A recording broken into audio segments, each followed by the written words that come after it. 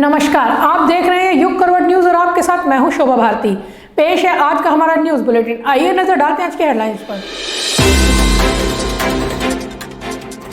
मदरसों को लेकर केंद्र सरकार ने बताई अपनी योजना। दिल्ली में और 1 लाख सीसीटीवी लगेंगे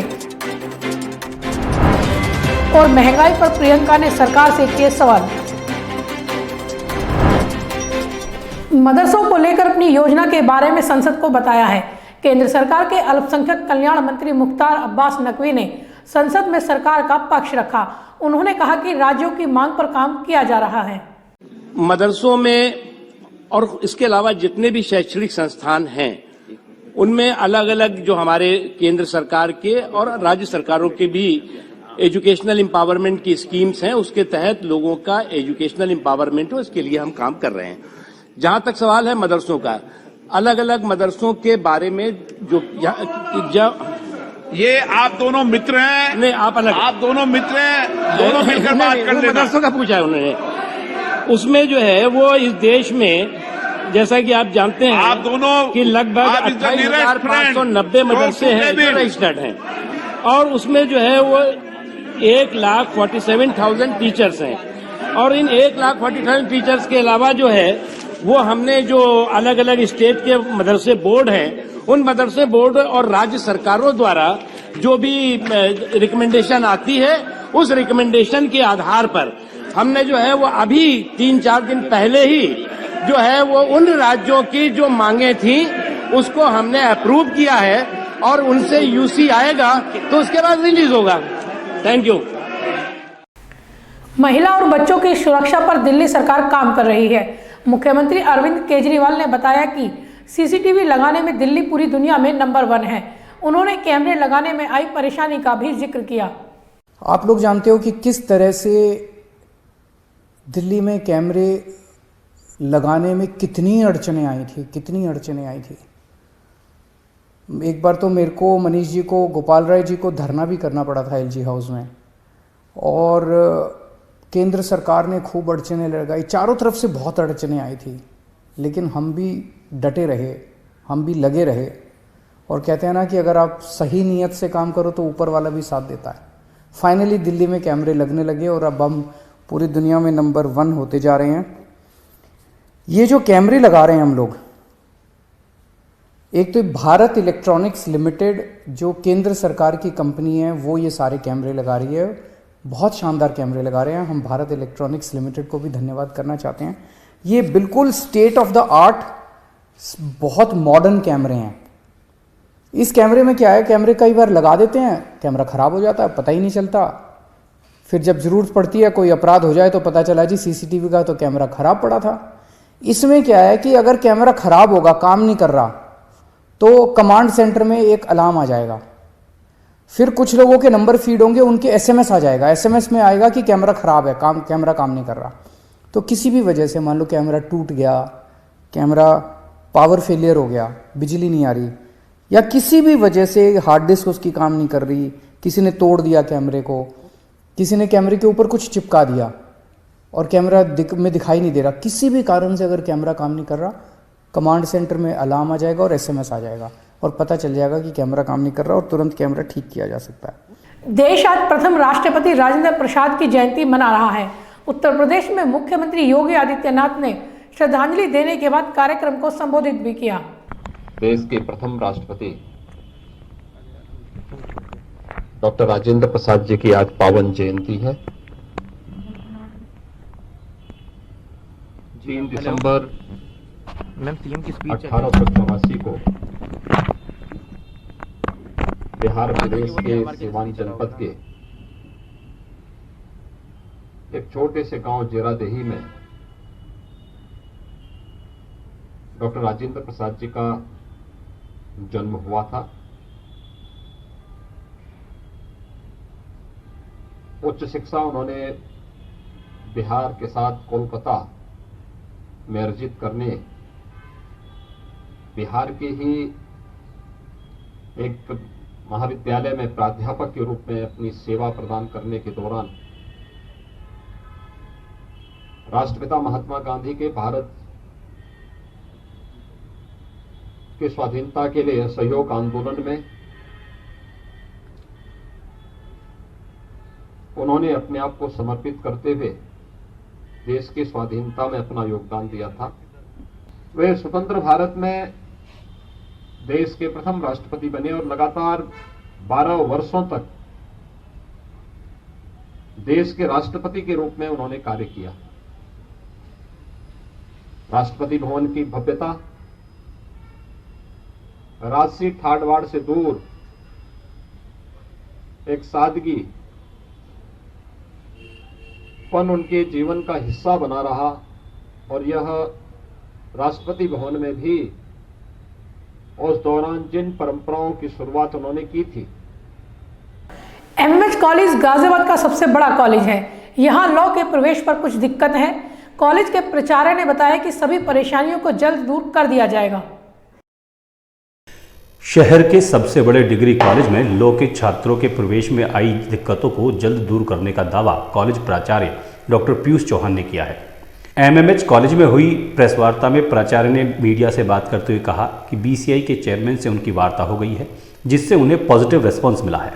संभवतः छात्रों को छूट मिल सके और यहाँ लॉ में दाखिला हो सके। इसके लिए कॉलेज 12.5 लाख रुपए की फीस भी चुका रहा है, ताकि गरीब तबके के छात्रों को राहत मिल सके। पंचमी के बाद से हम लोग 75वें वर्ष में स्थापना के 75वें वर्ष में प्रवेश करेंगे। उसके लिए हमें काफ़ी तैयारियां करनी है। बड़े धूमधाम से हम लोग सालगिरह वर्षगांठ मनाएंगे।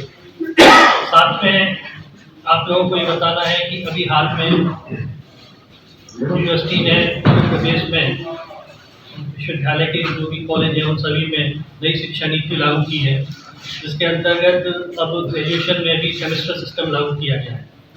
उसको देखते हुए हमने अपनी कक्षाएं हमारे कॉलेज में सुचारू रूप से चालू हो चुकी हैं। नए सिलेबस के हिसाब से पढ़ाई शुरू हो गई है। क्रेडिट बच्चों को दिए जा रहे हैं। क्रेडिट बैंक बनाया गया है, जिसमें क्रेडिट बच्चों के जमा होंगे। एनईपी के अनुसार अब हम लोग यहाँ पर अपने कॉलेज में पढ़ाई संचालित कर रहे हैं। एनईपी को लेकर क्योंकि नई चीज़ है, लागू करने में कुछ कठिनाई हमें हुई शुरू में। टाइम टेबल को लेकर और किताबों को लेकर उन्हें दूर कर लिया गया है और उसके अनुरूप हमने टाइम टेबल अपना फिक्स किया है। सभी टीचर आप देखेंगे कॉलेज में पठन पाठन का बेहतर माहौल स्थापित करने में हम लोग सफल हुए हैं। एमएमएच कॉलेज के प्राचार्य डॉक्टर पीयूष चौहान ने कहा कि अगले वर्ष कॉलेज अपनी स्थापना के 75वें वर्ष में प्रवेश कर रहा है, जिसे लेकर विभिन्न कार्यक्रमों का आयोजन किया जाएगा। इस सत्र से नई शिक्षा नीति भी लागू की जा रही है, जिसके तहत स्नातक वर्ष में सेमेस्टर प्रणाली लागू की जा रही है। इसको लेकर भी सत्र की तैयारी की गई है, ताकि छात्रों की पढ़ाई पर इसका असर न हो। कॉलेज के रखरखाव से लेकर अन्य गतिविधियों के लिए समितियों का गठन किया गया है। इसमें हरित समिति से लेकर रिसर्च समिति प्रमुख हैं। रिसर्च समिति शोध कर रहे छात्रों का डेटा उपलब्ध कराने के साथ रिसर्च वर्क में भी उनकी सहायता करेगी। हरित समिति कॉलेज परिसर को हरा भरा बनाने में सहयोग करेगी। विभिन्न तरह की नई समितियां, वैसे तो प्रवेश समिति और पोर्टफोलियो बोर्ड ये सभी कॉलेजों में होते ही हैं। अन्य कॉलेज से हटकर हमने और भी कई समितियां बनाई हैं। जैसे मीडिया समिति की एक बात मैंने बताई, इसके अलावा कॉलेज में क्रय समिति एक नई बनाई गई है। जो कबाड़ा है या जो भी चीज़ें खराब सामान है उसकी बिक्री के लिए निःशुल्क सामग्री समिति बनाई है। कैंपस को हरा भरा रखने के लिए एक हरित समिति बनाई गई है जो कैंपस में गार्डनिंग का काम देखेगी। इसके अलावा रिसर्च को और बेहतर बनाने के लिए एक रिसर्च शोध संवर्धन समिति बनाई है, जो कि रिसर्च और गाइडेंस को बढ़ावा देगी। खास करके पीजी स्टूडेंट और रिसर्च स्टूडेंट्स के बीच में उस समिति की बड़ी भूमिका होगी और बच्चों को लगातार नए शोध के लिए वो जागृत करेंगे। कॉलेज की खस्ताहाल लाइब्रेरी को लेकर प्राचार्य ने कहा कि जल्द ही यहाँ नई किताबें उपलब्ध हो जाएंगी। इसके लिए पुस्तकालय का बजट बढ़ाया जा रहा है। नई शिक्षा नीति के तहत किताबें रखी जाएंगी। खेलों को बढ़ावा देने के लिए लालकुआ के पास कॉलेज की जमीन पर स्टेडियम बनाने की तैयारी है। इसके लिए शासन को प्रस्ताव भेज दिया गया है। ब्यूरो रिपोर्ट, यूप करवट। यूपी के अपने दौरे पर कांग्रेस महासचिव प्रियंका गांधी लगातार सरकार को घेरने का प्रयास कर रही है। उन्होंने कहा कि बढ़ती महंगाई का असर सीधे महिलाओं पर पड़ रहा है। ये महंगाई की मार किसानों पर है, गरीबों पर है, दलितों पर है, लेकिन सब वर्गों में इनका बोझ आप उठाती हैं। मैं जानती हूं कि आप कितना संघर्ष कर रही हैं। बिजली कितनी महंगी हो गई है, आटा, मोबाइल का डेटा, जीवन बीमा, सरसों का तेल, पेट्रोल, डीजल, हद से ज्यादा महंगाई है। आपको बड़े बड़े बिल मिलते हैं, मैंने देखी है ये बिल। महिलाएं मुझे कहती हैं कि हमने तो बिजली ऑन ही नहीं की, हमने चला, यहाँ बिजली आई ही नहीं, फिर भी हमें इतनी बड़ी बिल मिल रही है। आप सब यहाँ पर, ये एक ऐसा शहर है जहाँ उद्योग है। आप सब जानते हैं कि बिजली का कमर्शियल रेट कितना है और इसकी वजह से कितना नुकसान हो रहा है। आपको कहा गया था मुरादाबाद को स्मार्ट सिटी बनाया जाएगा, क्या बना? केवल एक ही चीज स्मार्ट है, स्मार्ट मीटर और स्मार्ट लूट। और मैं बहनों को कहना चाहती हूं कि आपको सशक्त करना चाहते हैं हम, मैं आपके साथ खड़ी हूं, मैं आपको आगे बढ़ाना चाहती हूं। आगरा में भी मेरठ जैसी घटना हुई है। यहाँ भी शादी समारोह में एक लड़की गायब हो गई, बाद में उसकी लाश एक खेत से बरामद हुई। पुलिस मामले की छानबीन कर रही है। बड़ी दौलता गांव में खड़े हैं, थाना मलपुरा क्षेत्र के।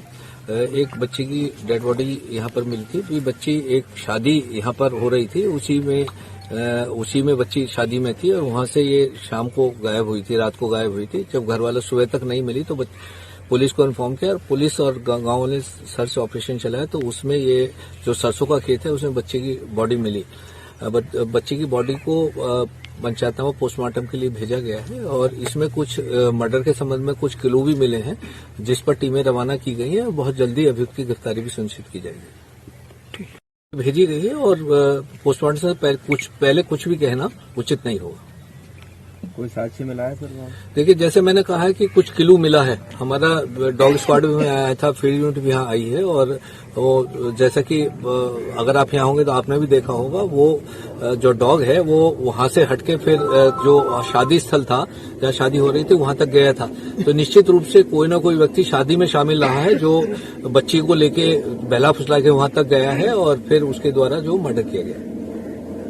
आगामी विधानसभा चुनाव को लेकर भाजपा की तैयारी जारी है। इसी क्रम में शनिवार को पार्टी के प्रभारी गाजियाबाद में बैठक करेंगे। स्थानीय संगठन ने कार्यक्रम की तैयारी कर ली है।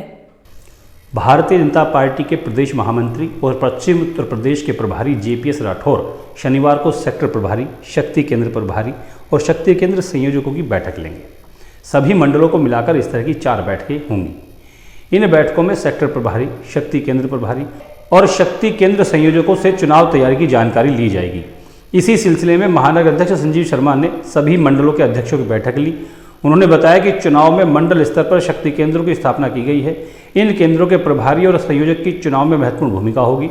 सभी केंद्रों के प्रभारी और संयोजक पूरी तन्मयता के साथ अपनी जिम्मेदारी निभा रहे हैं। 19 36 दूनी 72 दिन 75 74 76 77 लोग रहेंगे आपके। महामंत्री बुला लेंगे तो व्यवस्था में रहेंगे वो लोग, बैठक में रहेंगे। तो आपका स्थान संयोजक का प्रभारी बुलाए बस। तो ये सूचना आपको क्लियर है, गायत्री भवन की बातचीत हो गई है, ठीक है जी। सूचना आप आरंभ कर देना। महानगर मीडिया प्रभारी अश्वनी शर्मा ने बताया कि सभी मंडल अध्यक्षों को प्रदेश महामंत्री के दौरे की जानकारी देने के लिए महानगर कार्यालय पर बैठक का आयोजन किया गया था। ब्यूरो रिपोर्ट, यूप करवट। राजनगर एक्सटेंशन में एक बड़ी वारदात होने से बच गई। यहां हिमालयन तनिष्क सोसाइटी के पास एक चलती कार में आग लग गई। चालक ने गाड़ी से कूदकर अपनी जान बचाई।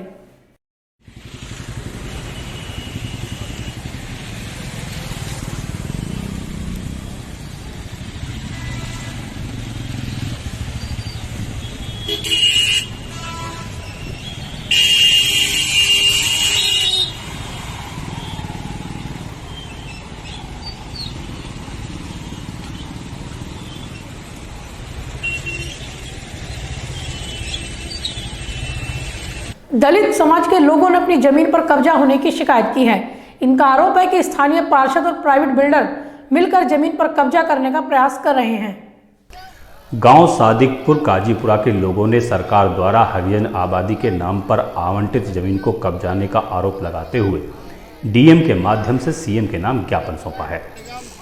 स्थानीय लोगों का कहना है कि वर्ष 1976 में जिला प्रशासन द्वारा खसरा नंबर 175 में 1780 वर्ग मीटर जमीन हरिजन आबादी के लिए आवंटित की गई थी।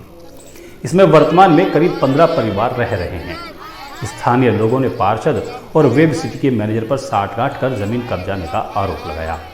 हमें 1974-75 में प्रधान जी ने हरिजन आबादी आवंटित कराई थी, जिसका खसरा नंबर 175 1760 वर्ग मीटर है। और स्थानीय पार्षद वार्ड नंबर 24 आनंद चौधरी ने हमारे मकान नगर निगम द्वारा झूठ बोलकर मौखिक बताकर हमारे मकान तोड़वा दिए हैं और उस पर बाउंड्री करवा दी है, कब्जा करा दिया है। और हम गरीब सब इधर उधर घूम रहे हैं, हमारी बात कोई सुन नहीं रहा है। नगर निगम में गए, वहाँ भी नहीं सुनी, कई बार चले गए हैं और कोई सुनने को तैयार नहीं अधिकारी। अब हम डीएम साहब के यहाँ आए हैं अपनी गुहार लगाने के लिए। लोगों ने कहा कि हाल में कुछ लोगों ने उनके साथ मारपीट की, गाली गलौज की और जगह खाली कराने की धमकी दी। इसके बाद उल्टे उन लोगों ने हरिजन समाज के लोगों के खिलाफ ही नगर निगम में शिकायत कर नोटिस भी जारी करा दिया। अब वहां से हरिजन समाज के लोगों को हटाए जाने का प्रयास किया जा रहा है। ब्यूरो रिपोर्ट, युग करवट। तो फिलहाल आज के लिए इतना ही। गाजियाबाद और आसपास की खबरों के लिए देखते रहिए युग करवट और विस्तार से खबरों को जानने के लिए पढ़िए युग करवट न्यूज़पेपर। सब्सक्राइब कीजिए युग करवट। नमस्कार।